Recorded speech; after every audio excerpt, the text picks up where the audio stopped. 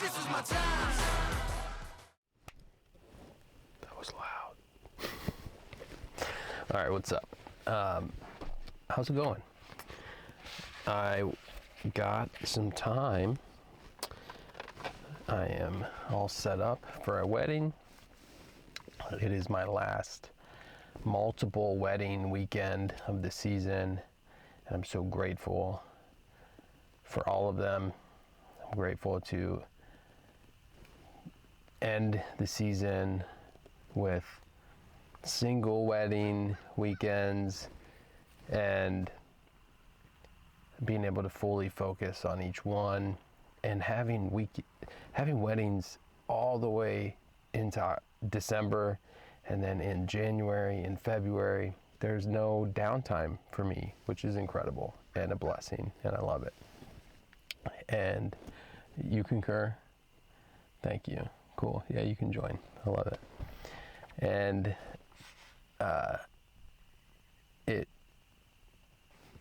I went past this in book 5 of Meditations a couple days ago, and it reminded me of this teaching, this practice in Hawaii called Kuleana. And Kuleana is basically their version, their ideology around responsibility. And responsibility is not a burden, it's a privilege. So Kuleana is a Hawaiian word roughly translated as responsibility and privilege together. It refers to the idea that each person has both responsibility and privilege to care for and protect the land and the community to which they belong.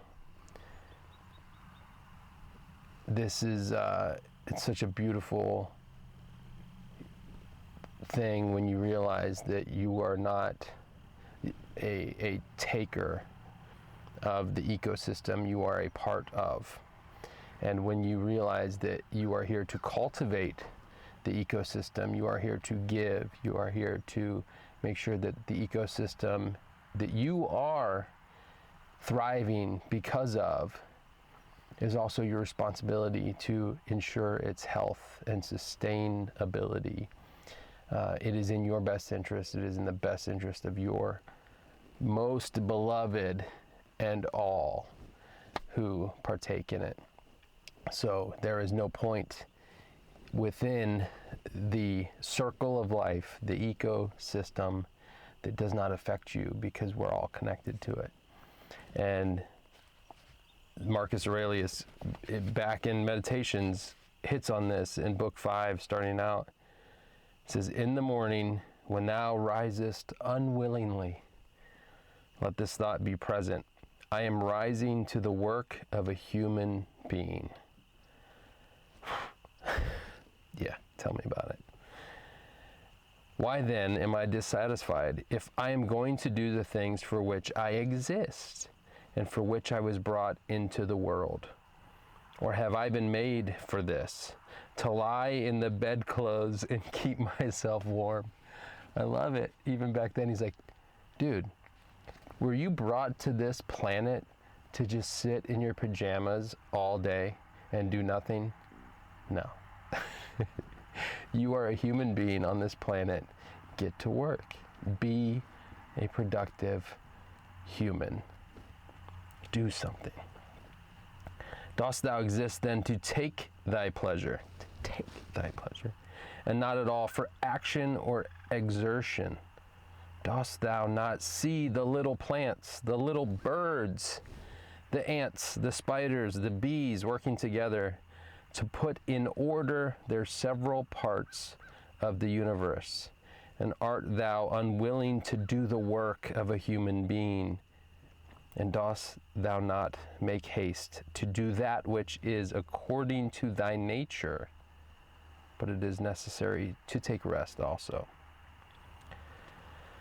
It is necessary, however. Nature has fixed bounds to this too. She has fixed bounds to eating and drinking, and yet thou goest beyond those bounds, beyond what is sufficient, yet in thy acts it is not so. But thou stoppest short of what thou canst do. So thou lovest not thyself, for if thou didst, thou wouldest love thy nature and her will. But those who love their several arts exhaust themselves in working at them, unwashed and without food. Man, the brilliance of this. Ants build their colonies, they serve their colony, they serve each other, they protect their colony. They don't have to be told what to do. Bees, man, they serve the queen. They know their purpose. They fight for and live and die for her so that the next generations can live on. Nature does what nature does. Why do we fight our nature? We are so ingrained in this taking. What is in it for me? What am I getting? No. You are a part of a thriving ecosystem, and you have a part to play in it. And when you play a part in it, you are sustained by it. When you are just a taker from it, you will not thrive in it for long. And this is a big part of it. You don't see many obese ants or bees or, birds, possibly, because they get into things that are not natural. They, man-made and man-provided. But when we follow nature, things work out correctly and are in balance. And specifically calling out, why are you consuming more than you need? And that really hits on, do you have an abundance mindset, knowing that you are sustained by the ecosystem that you are a part of? Or do you have a scarcity mindset where you feel like you have to hoard everything? You have to cling on to what you have. Everything is mine. You can't take this from me because I don't know if I'll get what I think is mine, what I think I deserve. When you should realize that it's all ours. So this says a lot about scarcity mindset versus abundance mindset, whether you are holding on to too much, more than you need, because you don't think that it'll come when you need it, that you don't think you'll be sustained. He goes on to say, just talking about exhausting yourself in working to the point of not even eating and not washing yourself. And the dancer dancing the art, or the lover of money who values his money, or the vain, glorious man, his little glory. And such men, when they have a violent affection to a thing, choose neither to eat nor to sleep, rather than to perfect the things which they care for. But are the acts which concern society more vile in thy eyes and less worthy of thy labor?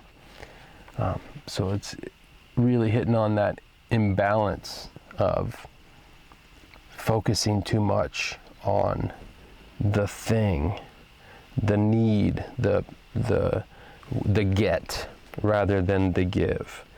And Kuleana is so much more about the communal aspect of, I have what I need, and out of the abundance I give. And even when I don't have what I need, I still give, I provide, I nourish, because it will also be provided to me. So I hope that this finds you well.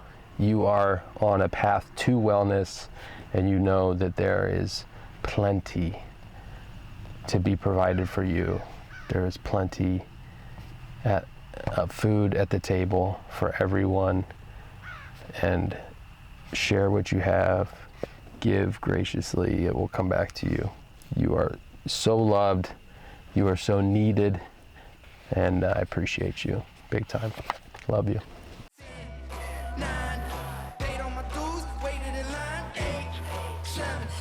Now it's about time that I take mine. 6, 5, king of the jungle, heart of a lion. 4, 3, 2, 1, watch out, here I come. This is my time. Caw, caw. What's up, bird?